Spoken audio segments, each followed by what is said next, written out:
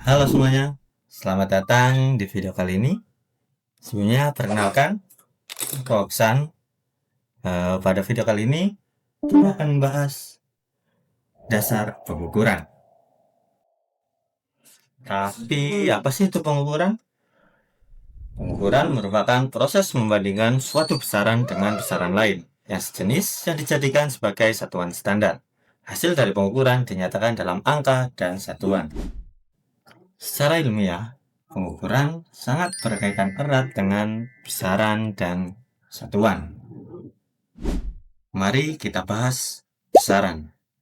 Besaran merupakan segala sesuatu yang dapat diukur, dihitung, memiliki nilai, dan memiliki satuan. Besaran digunakan untuk menyatakan hasil pengamatan objektif dalam fisika dan matematika. Besaran dibagi menjadi dua, yaitu besaran pokok dan besaran turunan. Besaran pokok merupakan besaran dasar yang satuannya telah ditetapkan terlebih dahulu dan tidak bergantung pada besaran lain.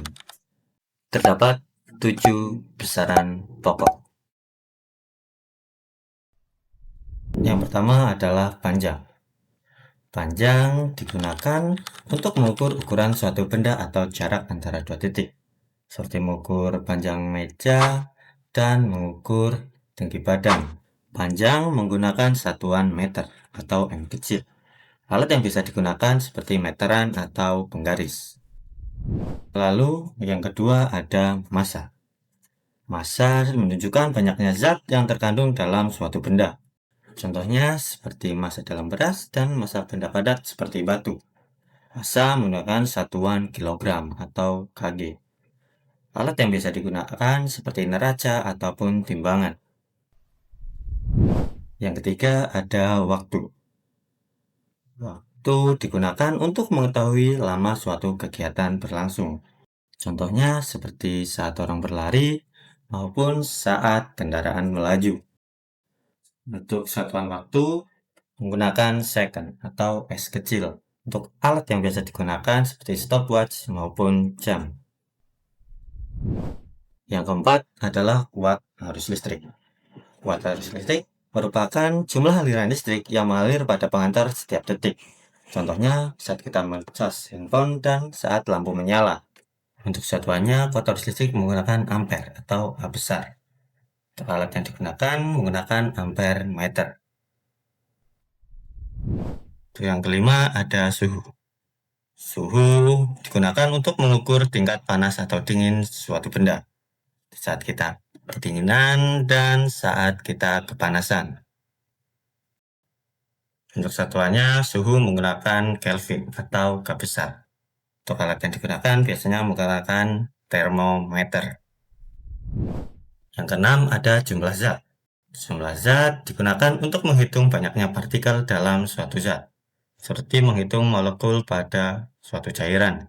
Untuk satuannya menggunakan mol. Untuk alat yang digunakan untuk mengukur jumlah zat dengan satuan mol secara langsung belum ada. Yang ketujuh ada intensitas cahaya. Intensitas cahaya menunjukkan tingkat terang cahaya yang dipancarkan sumber cahaya, seperti senter dan lampu taman. Untuk satuannya menggunakan kandela atau CD. Untuk alat yang biasa digunakan adalah lux meter atau light meter. Selanjutnya kita bahas besaran turunan. Besaran turunan merupakan besaran yang diturunkan atau dijabarkan dari satu atau lebih besaran pokok. Berikut beberapa contohnya. Yang kita bahas kali ini adalah luas. Luas adalah besaran yang menyatakan ukuran suatu permukaan atau bidang. Rumus luas adalah panjang kali lebar. Begitu juga dengan contoh lainnya seperti volume dengan rumus panjang kali lebar kali tinggi, kecepatan dengan perpindahan dibagi waktu, percepatan dan kecepatan dibagi waktu, dan massa jenis, yaitu massa dibagi volume. Selanjutnya kita bahas satuan.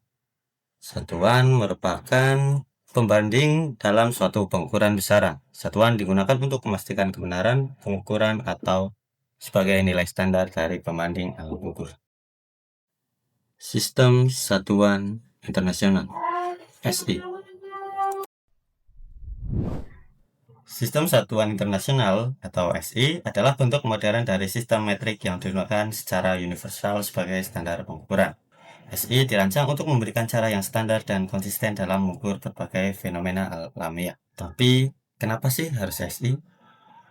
Penggunaan SI sangat penting untuk komunikasi ilmiah dan teknik yang akurat di seluruh dunia, menghilangkan ambiguitas yang ditimbulkan oleh sistem satuan tradisional yang berbeda-beda.